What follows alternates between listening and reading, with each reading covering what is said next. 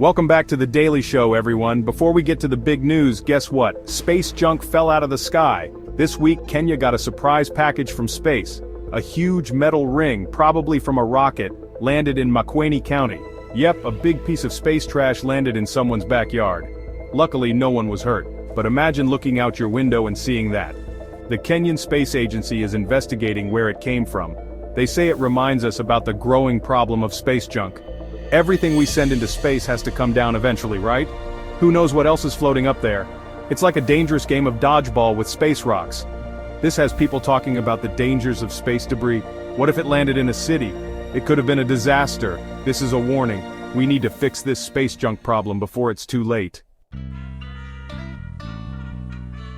President William Ruto gave his New Year's speech this week. He thanked Kenyans for their trust and support.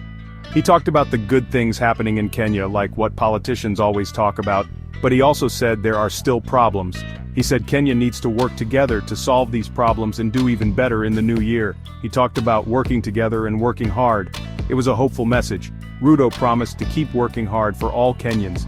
He talked about his plans for the future, like growing the economy, creating jobs, and making life better for everyone.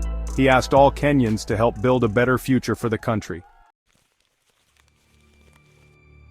It wasn't all good news this week. President Ruto refused to sign a new tax law. This law, which was already approved, would have made taxes higher on lots of things. This caused protests all over Kenya. Many people said they can't afford to pay more taxes. They said the government should spend less money instead of making people pay more.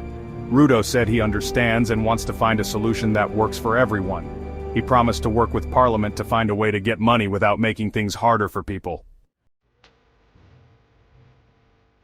Speaking of protests, things got tense in Nairobi this week.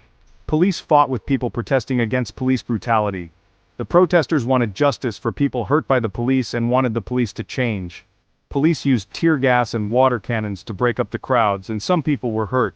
Human rights groups said the police used too much force. They want an independent investigation. The fighting has made things tense in Nairobi, and some worry things will get worse. The government asked everyone to stay calm and talk things out peacefully. Well, that's all the news for tonight.